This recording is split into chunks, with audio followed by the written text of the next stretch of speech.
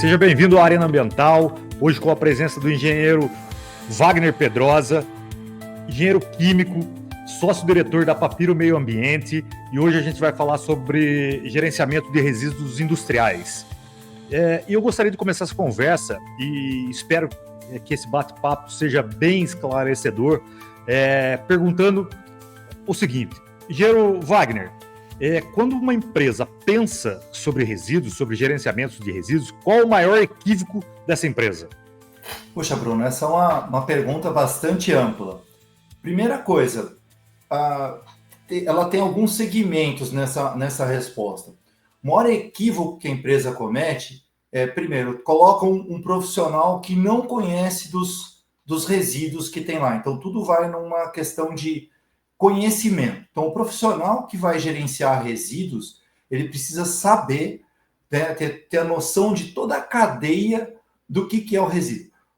O ponto que é básico, que eu chego na empresa e elas não conseguem definir se é um resíduo ou não. Chega um momento que eles falam assim, mas isso aqui é sucata, não é resíduo. Pô, sucata é resíduo. Então, o maior equívoco é ter uma pessoa que não conhece a fundo o que são os resíduos. E diante disso dá para puxar um monte de coisa, né? O resíduo, ele tem um DNA, ele tem uma certidão de nascimento. Então eu preciso entender muito bem o que é o resíduo para poder saber como é que eu vou destinar ele. E antes disso, como que eu armazeno dentro da empresa. Então, primeiro ponto é ter um profissional que não conhece adequadamente o que são os resíduos que ele gerou. Esse é o primeiro ponto a ser considerado aí. Ô Wagner, eu sou da área de resíduos, né? Já tenho uma experiência considerável na área de resíduos, mas não tanto na industrial. E eu gostaria de saber ali, mais especificamente, né? Quando a empresa vai pensar sobre resíduos, qual que seria o primeiro passo para fazer uma gestão eficaz? O primeiro passo é olhar como é que aquele resíduo foi gerado. Ele vai ter a base do todo resíduo, é a matéria-prima. Então, eu tenho lá uma indústria que tem lá seus insumos químicos. Ora, se eu tenho insumos químicos, eu vou ter resíduos daquele insumo. O pessoal costuma dizer o seguinte, não, esse tambor está vazio. Espera aí, o tambor está vazio e não limpo. Então, ele traz as características do resíduo original. Então, eu preciso primeiramente entender onde é que gerou ele e como é que ele vai se conformando ao longo do processo. Quando chegar lá no fim, normalmente a gente tem uma mistura de resíduos. E isso daí é um produto completamente novo. Reparem, eu falei em produto. Então eu tenho uma mistura e essa mistura traz um material resultante. Primeira coisa que o pessoal, quando eu entro numa empresa, me apresenta um tambor com um material que não dá para saber o que é e me pergunta o que tem aqui dentro. E aí eu retribuo a pergunta, se você não sabe, como é que eu vou saber? Eu não trouxe uma bola de cristal para tentar esfregar ela ali e entender o que tem lá. Então, a gente estuda o processo de geração, os pontos de armazenagem, e aí sim eu vou ter a identificação. Então, entender qual é o DNA do resíduo é o primeiro ponto. Você falou da questão industrial, mas eu posso trazer isso também para uma gestão pública, da coisa pública, de uma prefeitura. Esse é o maior problema na administração pública, aqueles tambores que aparecem no meio da estrada sem identificação. Pode parecer besteira, mas isso acontece também na gestão de uma indústria. O pessoal não sabe o que tem ali, o que gerou, não tem ideia da quantidade que gera no ano, não tem ideia da classificação deles. Aliás, esse é um assunto que a gente tem debatido muito, porque o pessoal fala assim, não, eu só mando fazer uma análise química. Só mando fazer uma análise química.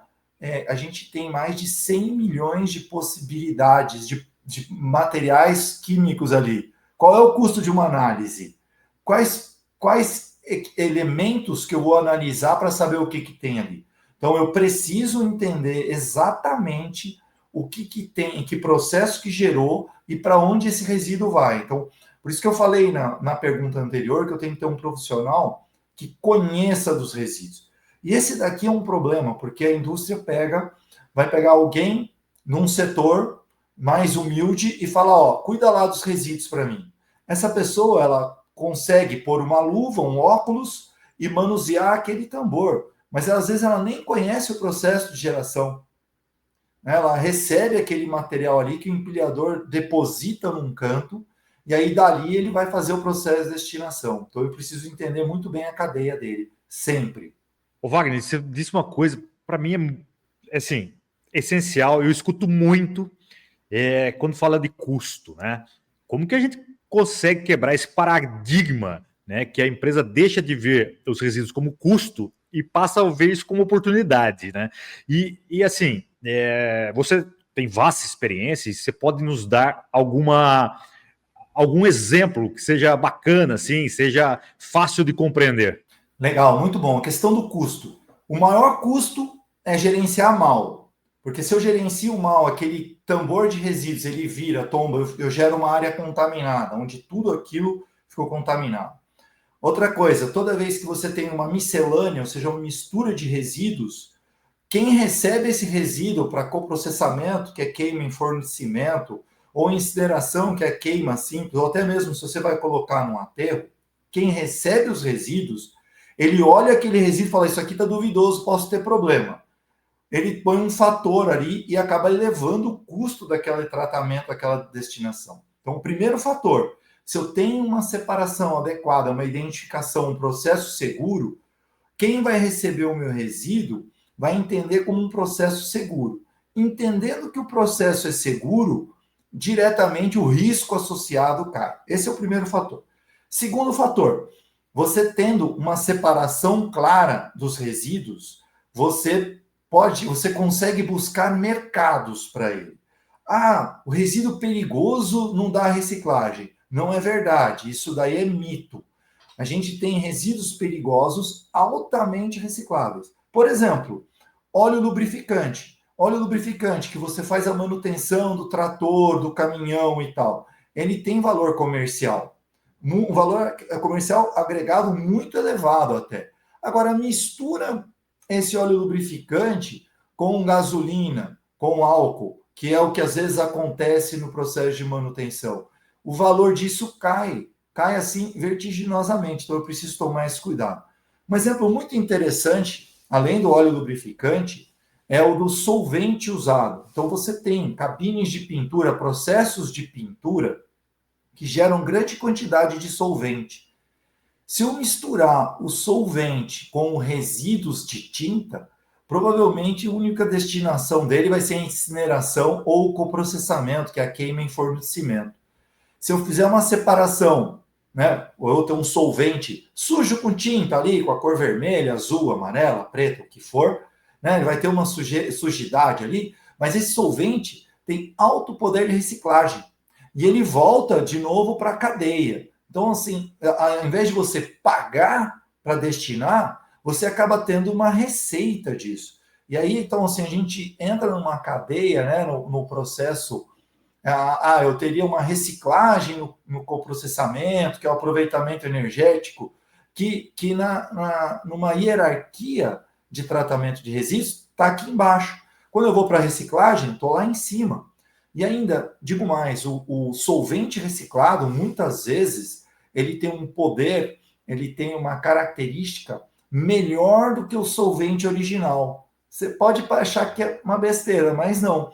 O solvente reciclado, normalmente, ele tem maior concentração dos aditivos que deixam o solvente melhor ainda. Então, tem empresas que preferem o solvente reciclado. Lógico que isso tudo vai depender de processo a processo. Então, são aí dois casos. Óleo lubrificante usado e contaminado, que tem alto valor, e o solvente aí como exemplo para você. Ô Wagner, você deu um exemplo, poxa, eu achei muito bons. Só que e a gente já começou falando, né, bastante, mas vamos lá trazer aqui uma padronização nessa conversa inicial, né, que é o seguinte: eu acho que antes da gente valorizar, a gente precisa fazer um diagnóstico, né, um plano de gerenciamento de resíduos. E você poderia nos dizer o passo a passo, como é feito, né? O seu diagnóstico é feito antes, um plano de gerenciamento de resíduos é feito depois.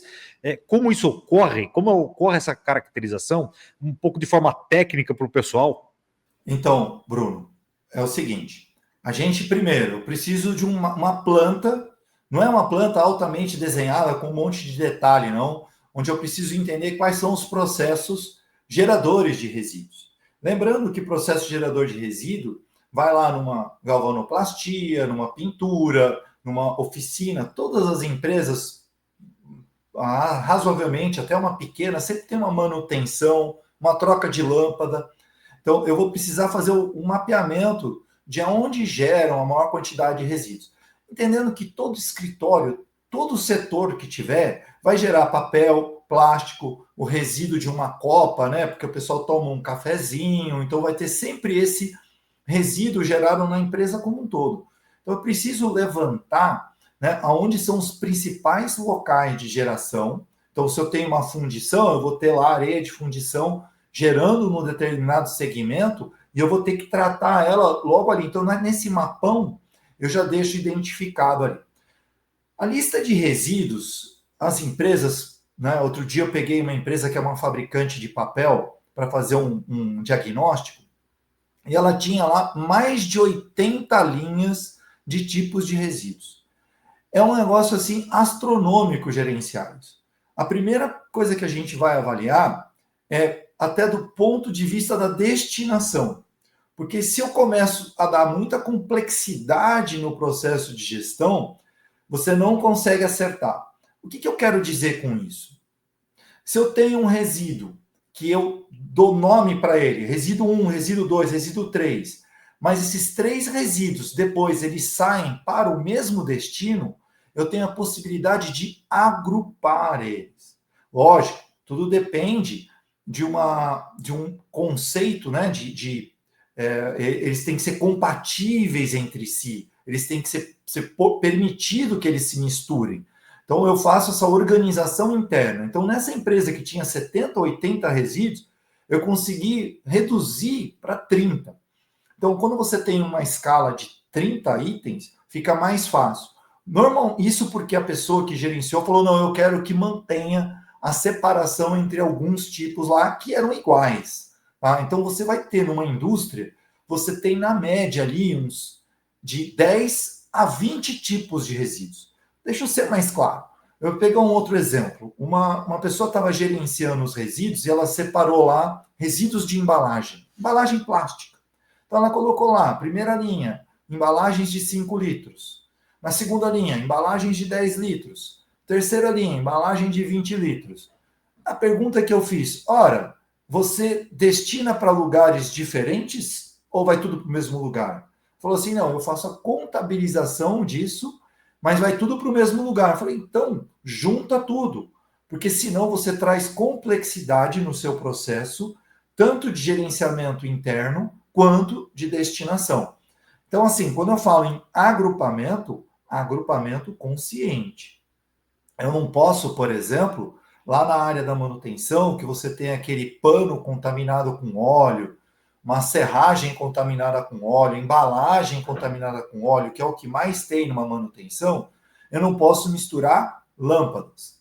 Lâmpada tem um processo de destinação separado, né, dessa miscelânea, dessa mistura de papel com óleo, papelão e tal. Então, esse é o segredo de uma boa gestão. Eu faço um mapeamento de onde está na empresa e aí eu faço essa organização estruturada de como é que eu agrupo eles. Então, quanto melhor eu agrupar os resíduos, melhor vai ser a minha gestão.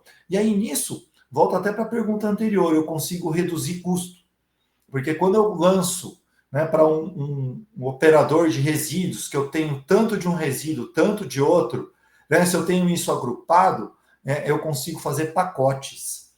Quando eu tenho uma segregação adequada dos resíduos, ou seja, eu demonstro que eu tenho uma organização, né, boa nele, né, fiel, que não vai mistura, que não vai resíduo escondido, né, um resíduo de papel que é reciclável, por exemplo, misturado com papel com óleo, que às vezes o pessoal faz isso, manda para reciclagem, papel com óleo, eu tenho que pagar para destinar, né? E papel limpo, eu consigo destinar a custo zero ou receber alguma receita, vai depender muito do lugar aí. Então, quando você ganha essa confiança na parceria da destinação, você reduz custo. Então, é um trabalho, não é muito rápido, não, né? Mas eu preciso alinhar conhecimento, né? Um bom mapeamento aqui, e aí eu vou fazer o estudo para destinação. Então, com isso, eu consigo fechar um plano de gerenciamento. E o plano de gerenciamento, o pessoal às vezes fica, né? Olha, eu preciso fazer o plano de gerenciamento, é uma tese de pós-graduação aqui. É assim, eu olho esse mapeamento, né? Simples, que eu fiz, pode ser um croquis, não precisa ser algo em CAD ou num software mais elaborado, pode ser razoavelmente simples, onde eu consiga denotar os pontos de geração principais, os pontos de armazenagem, né? E aí eu vou fazer essa lista, né, de resíduos, que é reciclável, que não é reciclável, e aí emendo com o que a gente chama de inventário, que é quanto eu gerei daquilo no ano, que muitas vezes o pessoal não sabe nem isso. E aí você consegue ter um bom panorama. Porque o plano de gerenciamento de resíduos é a materialização do que você faz. Então, eu pego isso e trago para um arquivo, né? Eu descrevo isso operacionalmente o que eu faço. Não precisa ser com muitos detalhes, mas eu faço uma descrição do meu gerenciamento ali, tecnicamente, do que eu faço. Ô Wagner, eu escutei atentamente e gostei de duas passagens.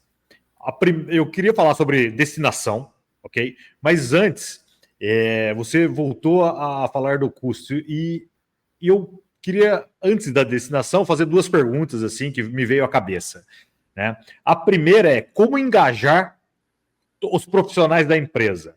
E depois a segunda eu penso na alta gestão dessa empresa, né? Como que a gente consegue fazer aquela troca de mentalidade, né? Como que a gente consegue conversar com a alta gestão, né? Como que você poderia explicar isso para a gente? Bom, primeiro, há entendimento que a empresa está interessada em produzir. Eu primeiro preciso entender esse lugar. Então, o gerenciamento de resíduos em si, ele é secundário na empresa, ou terciário, ou um pouco mais longe. Então, a alta direção, ela está sempre envolvida em produção.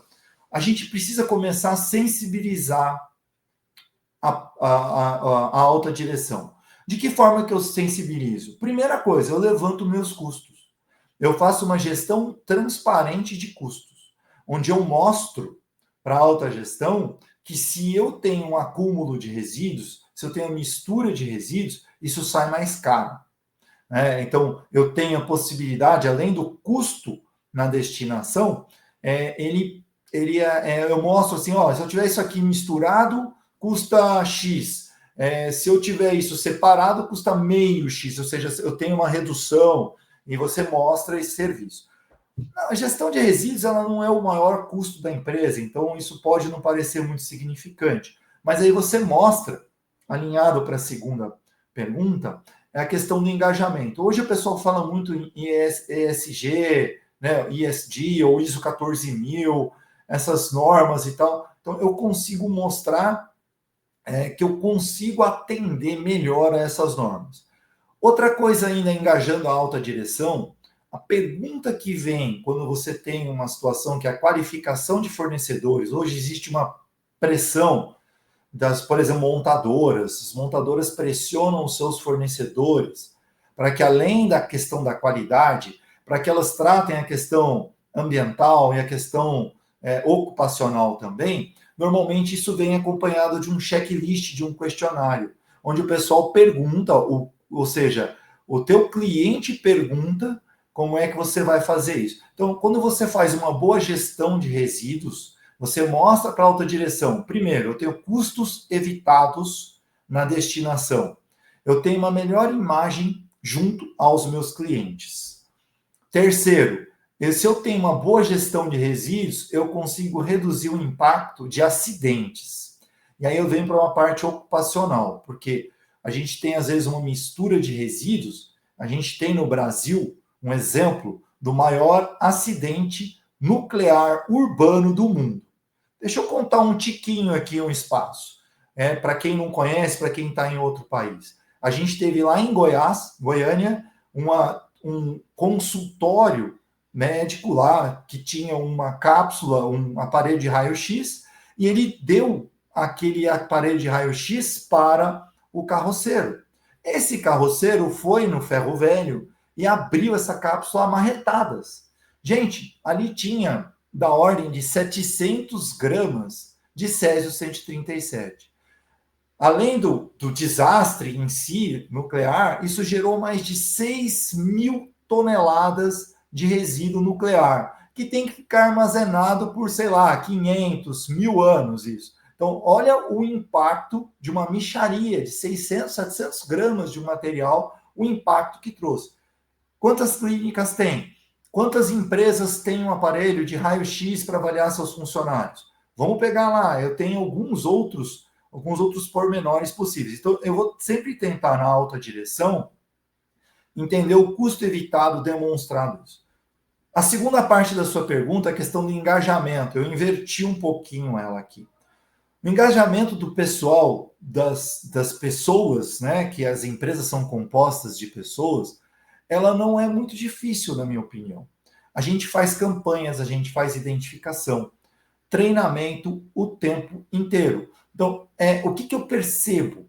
Da parte operacional, normalmente, é o que o pessoal engaja mais rápido.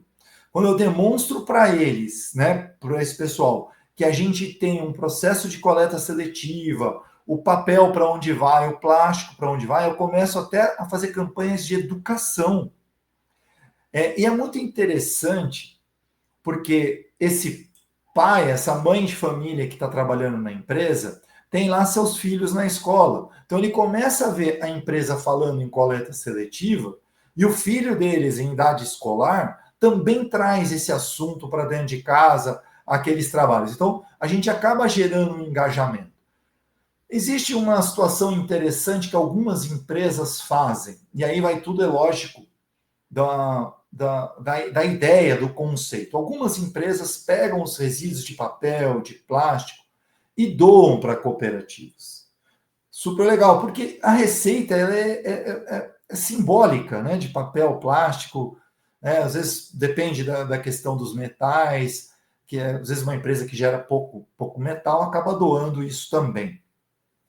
Aí entra até uma campanha de engajamento que você doa isso para uma cooperativa, você pode mostrar, porque isso é ouro para uma cooperativa. O papel vem separadinho de uma empresa ou não, e tal, esse metal, isso vai gerar renda. Então, as cooperativas hoje, elas são, né, essas associações, essas cooperativas, elas são muito importantes, permeando a nossa sociedade, né, trazendo receita para aqueles que têm menos oportunidade. Então, essa é a dica. Então, para alta direção, eu preciso demonstrar que eu tenho gestão, demonstrar que eu tenho um custo evitado e, eventualmente, fiz alguma atividade que reduziu o custo. Para os restantes, para os colaboradores, é mostrar que existe um trabalho sendo feito, que o seco e úmido, que é o que normalmente as empresas implantam, que é o que dá mais resultado, que eles têm um ordenamento para destinação. Esse engajamento ele vem, viu? Muito tranquilo. Agora, eu não posso, né, me iludir, entender que num cesto de papel eu nunca vou achar uma casca de banana, porque sempre tem alguém que pega uma casca de banana e joga no cesto de papel. Isso daí deixa a gente doido, mas acontece. Ô Wagner, olha só, escutando muito atentamente aqui, a gente não tem nem como falar sobre destinação e todo tipo de destinação, mas a gente poderia tocar num assunto que você falou assim, algumas indústrias, eles doam, mas a gente não tem critérios para escolher os fornecedores, né? Como que a gente escolhe fornecedores ou para onde a gente vai entregar, né? Ou clientes para onde a gente vai entregar esses materiais, né? Esses reciclados ou esses resíduos, sejam qual for eles, né? Eu fico pensando o seguinte: a gente não consegue nessa conversa, nesse bate-papo, que cada vez mais vai conversando, vai dando vontade de perguntar, a gente não consegue falar sobre todos os tipos de destinação, mas talvez falar sobre os critérios, né? Como eu escolheria a empresa, uma associação cooperativa que vai receber, né? Tem critérios? Porque isso para uma indústria pode ser problemático, né? Isso pode dar uma não conformidade, né? Como que você associa essa escolha com não conformidade, por exemplo, e como a gente escolheria, né? Quais são os critérios? Bom, o primeiro critério é assim, essa empresa, aliás, cooperativa, existe uma certa dificuldade realmente de atuar com cooperativa, porque o pessoal às vezes não tem a experiência de uma indústria, que uma indústria está acostumada a ser auditada, ter toda uma lista de verificação, etc. e tal. Então, muitas vezes as empresas elas acabam fazendo um trabalho que elas dependem, né? Ela gerou papel e o que ela vai fazer com esse papel? Ela precisa ter alguém que receba esse papel, esse plástico.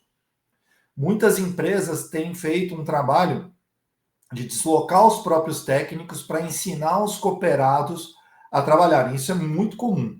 É muito comum. Pode falar assim, não, não é minha obrigação. É verdade.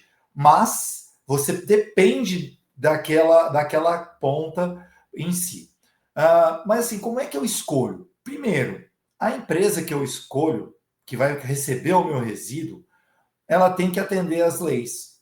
É o primeiro passo. Então eu tenho que olhar quais são as leis aplicáveis para essa empresa e eu vou ter que verificar se ela atende. Então, assim, primeira coisa, alvará de funcionamento ou dispensa de alvará. Então, ela pode ter lá uma e tal. Pode, se ela tem um alvará de funcionamento, às vezes tem algumas que a gente chama de condicionantes. Precisa ter um sistema de exaustão, precisa ter um sistema de controle do corpo de bombeiros, de incêndio, etc. e tal. Então, eu vou verificar isso. Não, são os pontos básicos.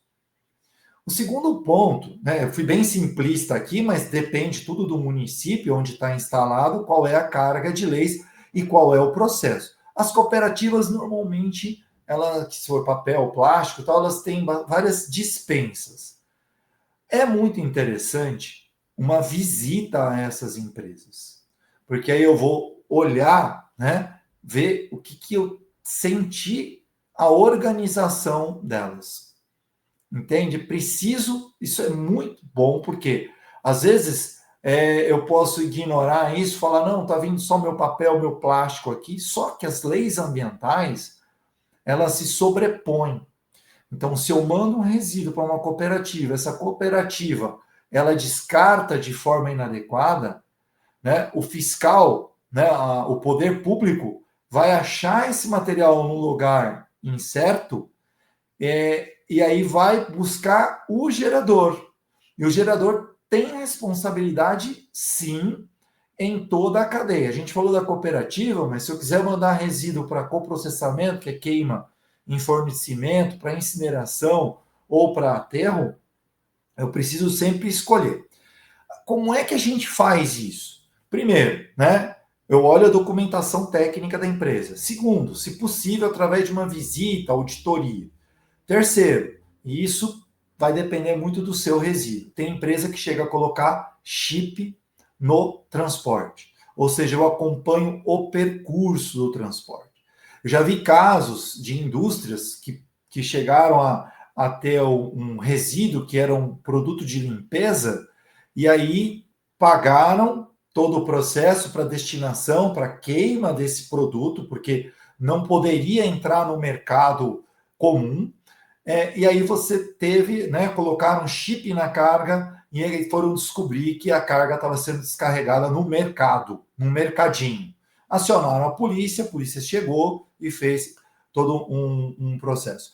Reparem, posso dar até um outro exemplo, só de, se eu não conheço, né, todo esse percurso que eu sempre insisto para que as pessoas tenham cuidado com os parceiros que escolhem, E aí a gente tem a questão do transporte no meio dessa cadeia. A gente tem aqui no Brasil um problema do um lote de anticoncepcional que foi feito no teste do anticoncepcional, as pílulas de farinha eram para ter sido incineradas, o pessoal desviou isso, colocou no mercado e aí gerou aí um monte de filhos, né, de crianças desse anticoncepcional base de farinha, né? Então você vê o meu resíduo pode ser industrial ou farmacêutico, como eu trouxe o exemplo aqui, eu preciso tomar muito cuidado nessa cadeia do resíduo.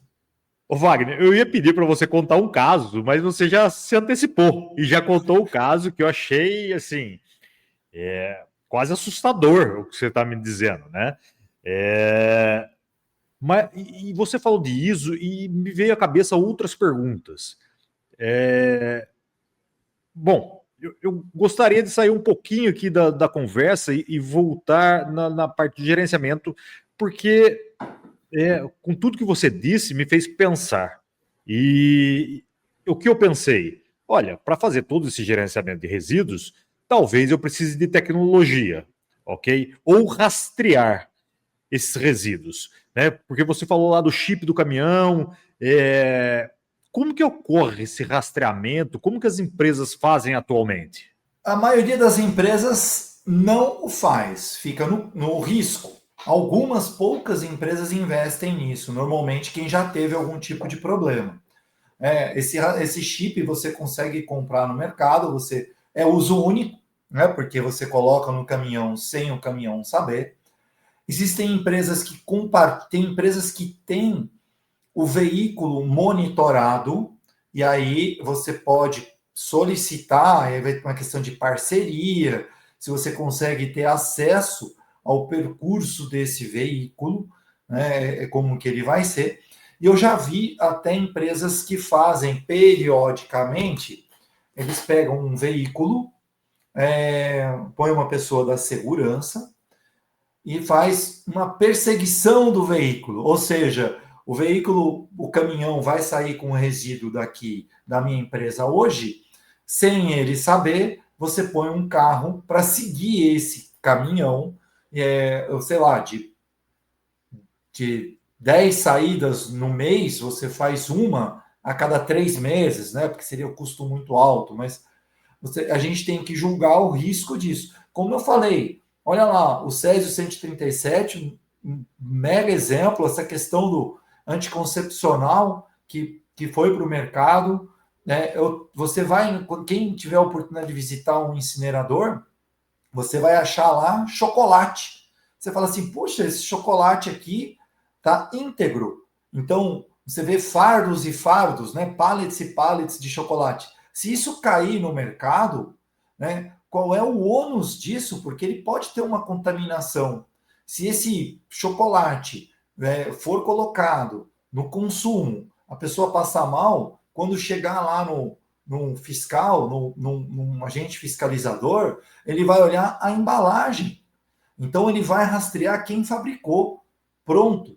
Então, o custo disso é muito alto. Então, sempre onde eu falo, eu chamo atenção para, eventualmente, né, investir nessa questão de entender qual é o caminho do meu resíduo. Porque esse é um elo fraco. É um elo bem fraco, se você quer saber. Eu tenho um problema que a gente tem o resíduo perigoso, que ele é classificado, ele entra na classificação como produto perigoso, na resolução, né, do Orange Book, aqueles números ONU e tal. E o pessoal nas empresas não tem grande conhecimento sobre o que fazer ou como esse transporte tem que ser feito. E pior, a empresa chega e fala assim, contratei uma empresa para destinação do resíduo. Aí lembra aquele resíduo que eu não sei o que tem? Eu chego e falo para o destinador, falo assim, eu tenho esse resíduo perigoso para você destinar. Ele vai colocar lá, né, o ONU 377, 382, que são os resíduos genéricos, o máximo que ele consegue é fazer isso.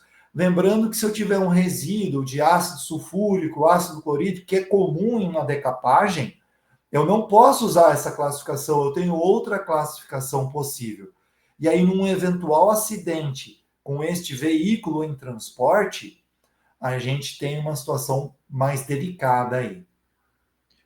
Ô, Wagner, eu fiz uma jogada aqui nas minhas perguntas, né? Porque eu queria falar sobre rastreabilidade do resíduo. Né? Então eu perguntei o rastreamento, né? E fazer uma brincadeira, porque é uma conversa descontraída, e falar que nem todas as empresas elas podem rastrear o resíduo, mas ela pode dar rastreabilidade à geração de resíduos até o destino. Como que isso acontece? Né? Se a gente não pode rastrear todo o resíduo, né, o que eu quero dizer, monitorar esse resíduo, eu acredito que tenha passos, né, desde a geração até o destino, né, que dá a rastreabilidade, da onde ele foi gerado até o destino. Né? Você poderia falar um pouco sobre isso? Essa é a pergunta do milhão, né? Porque ou eu uso, né, algumas tecnologias como o chip para ter essa rastreabilidade, ou eu posso, né, eu vou fazer essa perseguição, ou eu, né, posso, no máximo, fazer uma visita surpresa no reciclador para ver se meu resíduo chegou lá. A gente fica muito no escuro quando o resíduo sai da porta da empresa. Até ali dentro eu tenho grande condição de rastrear. E aí, até assim, né, eu vou te dizer: se você vai num aterro ou num local de blendagem de resíduos, só para quem não conhece, o resíduo que vai para coprocessamento ele é destinado para uma blendeira que faz a mistura desses resíduos e aí depois destina para o aterro. Então a gente tem aí uma lacuna razoável. Eu tenho um documento que é utilizado, que é o Manifesto de Transporte de Resíduos. Tá? Então, ele traz lá uma assinatura do motorista, uma assinatura do expedidor e uma chancela de quem recebe. Então, isso tem aí, é um documento, é um selo do que aconteceu. Mas mesmo assim, eu recomendo sempre que a empresa tenha muita atenção na escolha do fornecedor. O menor preço, nem sempre até o maior preço também, eu já tive problema com multinacionais, empresas de grande porte, gerenciadoras de resíduos, fazendo coisas que não deveriam.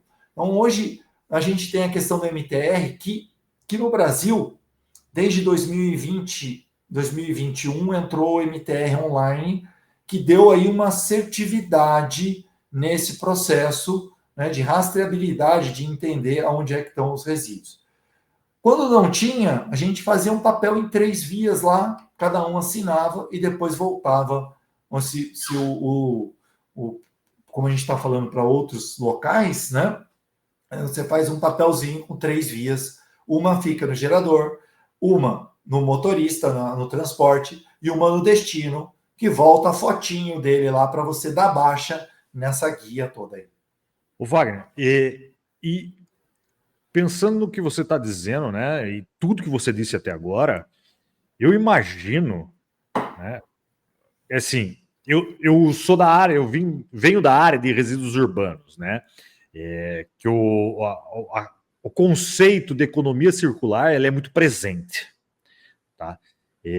Como que na indústria, né, na alta gestão, voltando lá para a alta gestão, eu consigo associar economia circular com a destinação de resíduos? Isso é possível fazer?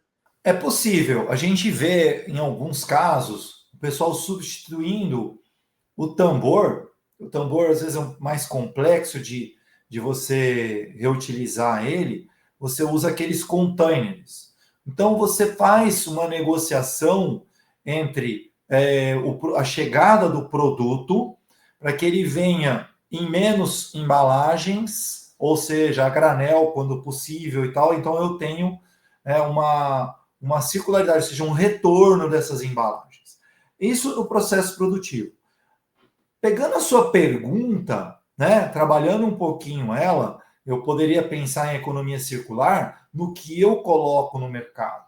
Aí eu vou pensar, né, os refrigerantes, por exemplo, com embalagens retornáveis. Então, eu preciso pensar isso. A gente tem visto isso em algumas indústrias automobilísticas, que antigamente os materiais chegavam em caixas de madeira. Caixa de madeira não volta. Hoje você tem aquelas caixotes plásticos que eles vão e voltam.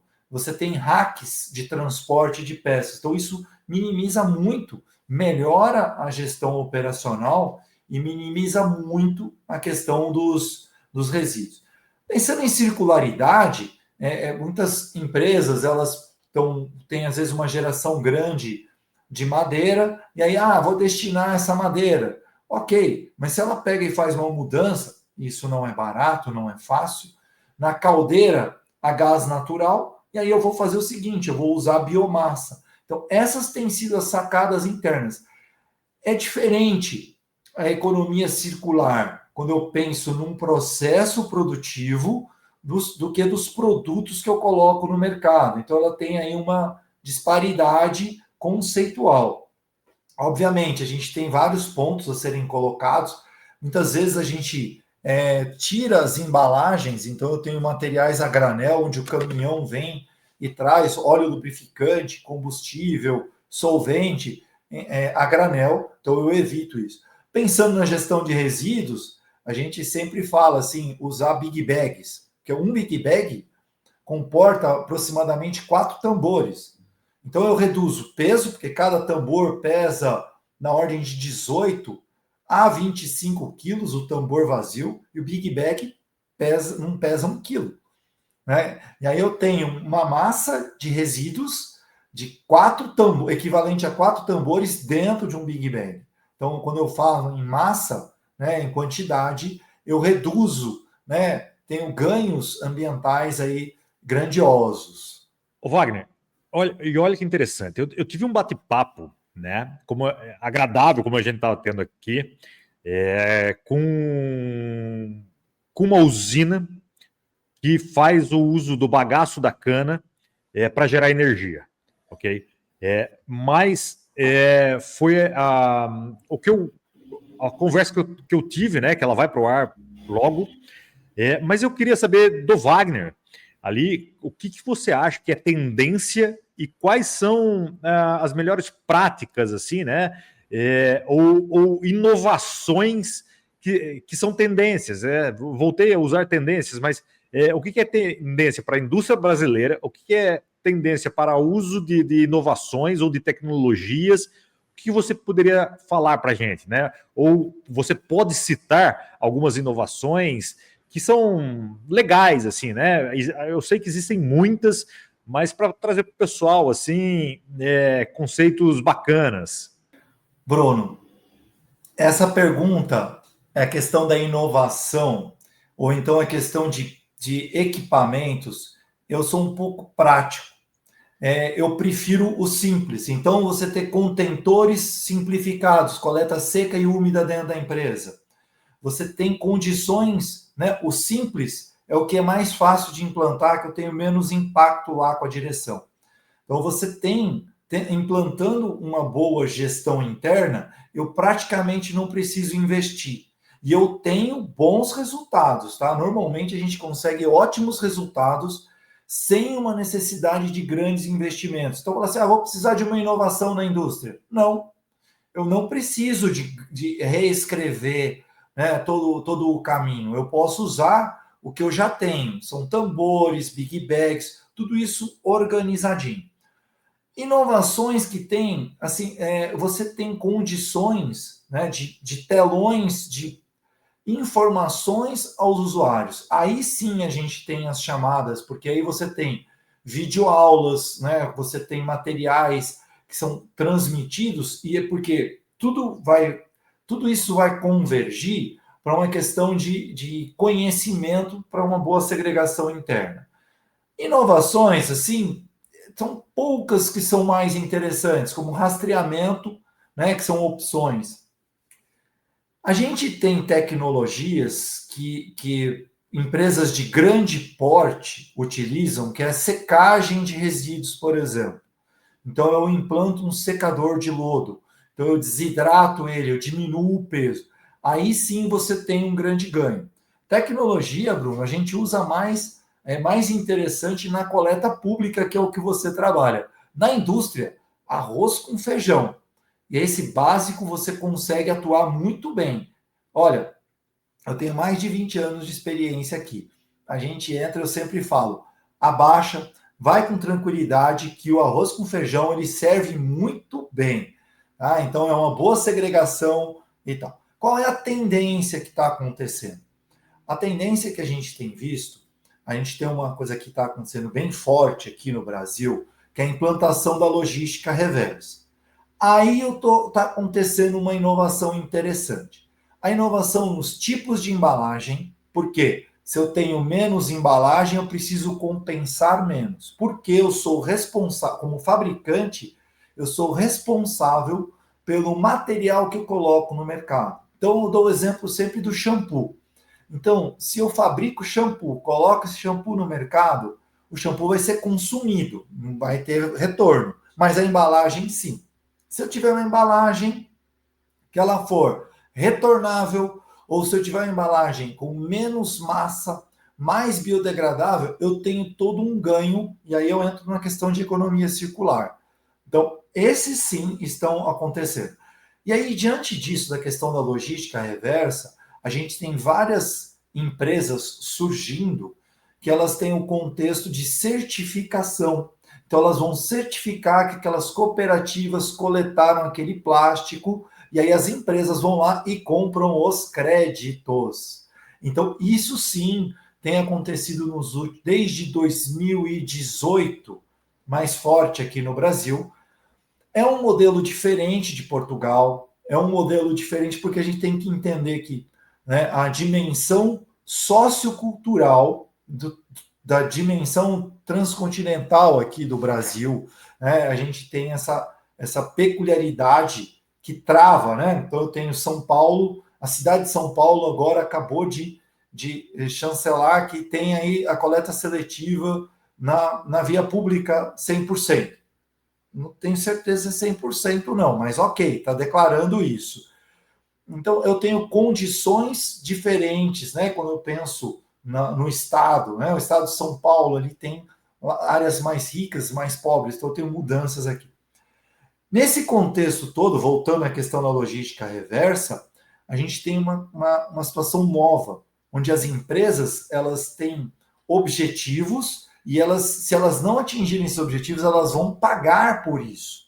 E aí mexeu de novo no bolso, então elas têm ideias para lançar processos diferentes. Um deles foi de um refrigerante, onde a garrafa de plástico era verde, né? Porque a cor da marca era um plástico esverdeado. Eles fizeram toda uma mudança para que fosse cristal, ou seja, agora não é mais plástico verde, é plástico cristal. E esse plástico cristal dá mais valor atribuído no processo de reciclagem. Então eu tenho essas peculiaridades que estão acontecendo. Elas são pontuais, tá? Elas são assim, elas têm algumas, como esse produto, ela é pontual, algumas coletivas, tá? Mas isso tá, esses softwares de monitoramento de como que está a logística reversa, tudo isso é o que está vindo, mas não é um grande ganho de inovação na questão de gestão de resíduos. Continua sendo, eu gero resíduo num lugar e tenho que destinar para o outro. Como é que eu separo isso? Com tanques, né? Com contentores. E esse daí é a minha opinião. O básico, bem feito, ele é muito funcional. Ô Wagner, quando bate papo é bom, o tempo voa. Assim, foi muito agradável, mas eu queria, antes de fazer a última pergunta, né? Eu vou até juntar duas perguntas aqui, que é qual o conselho que você daria para as indústrias que precisam gerenciar resíduos? E para finalizar, eu gostaria que você apresentasse a Papiro Meio Ambiente, né? Quais os serviços que vocês têm? Eu acho que é muito importante o pessoal conhecer. Antes dos agradecimentos aqui, que eu adorei essa conversa. Mas então, quais são os conselhos, né? E falar um pouco da Papiro Meio Ambiente. Bom, o conselho para uma boa gestão de resíduos é conhecer o resíduo. Eu falo do DNA, eu falo da certidão de nascimento do resíduo. Precisa ter um mapeamento disso, investir um pouco. Normalmente a pessoa que começa a trabalhar com resíduos dificilmente sai, porque ela começa a agregar conhecimento, a entender qual é a rota interna da geração daquele resíduo, como é que eu devo armazenar isso internamente e quais são as possibilidades de destinação. A gente aprende a cada dia, porque cada dia aparece um novo gerenciador de resíduos, aparece um novo tipo de destino. Por exemplo, compostagem, tem sempre algum método diferente, isso aí tem vários métodos possíveis, várias tecnologias que acabam aparecendo, só que depende da região que está. Então, a empresa que quer fazer uma gestão de resíduos, invista num bom profissional que consiga fazer a gestão desse resíduo internamente e buscar esse conhecimento. Pode ser por cursos, pequena duração, especializações, mas ela precisa de uma formação. Preciso desse trabalho interno, né? As pessoas cobram isso, que a empresa faça um serviço legal, e isso gera engajamento. As pessoas curtem a empresa como um todo, né? Que faz uma boa gestão. Ninguém quer ter o próprio nome atrelado a uma empresa que fez um desastre ambiental. Então, esse é um conselho. Entender, conhecer o resíduo, fazer esse mapeamento. Aqui tá. A minha empresa, que é o que você perguntou, ela é uma empresa de consultoria, onde eu faço planos de gerenciamento de resíduos, então eu faço esse levantamento para as empresas, faço o mapeamento, né, e faço a adequação, faço a verificação da aderência às normas. Então, esse é um ponto. Verificação de fornecedores. Se o teu fornecedor, tem muitas empresas que falam assim, puxa, eu não tenho gente especializada para avaliar se o meu prestador de serviços faz um bom serviço. Aí chama a gente vai lá e faz. E faço o serviço também das ISOs. ISO 9000, 14, 45, que é qualidade, meio ambiente, saúde e segurança. Uma coisa interessante, na hora que a gente implanta esse sistema, né, que tanto faz a consultoria quanto a auditoria, que é o que a minha empresa faz, tem um grande ganho aqui quando a gente faz um levantamento das ISOs, porque é a verificação da adequação à legislação. Esse daí tem um grande ganho. Pode falar assim, não é marketing, o que está o sistema ISO. Não. Quando eu verifico se eu atendo à lei, eu já estou trazendo um ganho de segurança para a empresa. Voltando na pergunta sua anterior, Bruno, você falou o que a empresa ou o que a alta direção ganha. Poxa, se eu atendo à legislação, eu tenho segurança, eu tenho compliance, eu vou ter minha empresa uma chance muito menor de estar envolvida num escândalo. Então, são esses os grandes ganhos. Então, a Papiro está aqui, já tem 10 anos de mercado, a gente tem know-how e a gente consegue colaborar de uma forma bem colaborativa aí, a atuação no mercado. É isso. Obrigado, viu, Bruno? Ô Wagner, eu reitero o que eu falei, foi assim, um prazer mesmo escutá-lo. É sempre uma aula. Eu escuto sempre muito atento, assim, não é a primeira vez que a gente fala, não é a primeira vez que eu escuto você falar, e é sempre com uma clareza enorme, e eu agradeço demais sua disponibilidade aqui com a Arena Ambiental. Espero poder contar com você em outras oportunidades, e muito obrigado pela sua participação e por essa aula excelente que foi nos dada. Muito obrigado, Bruno. Obrigado pela oportunidade e fico à disposição aí, sempre que precisar, né? Pode chamar, a gente conversa, a gente troca ideia, porque o conhecimento não tem que ficar só com a gente pode, né, trabalhar. E eu sempre aprendo, eu sempre estou aprendendo com os meus alunos, tudo, a gente sempre tem essa troca. Obrigado. Perfeito, obrigado. Até a próxima. Valeu.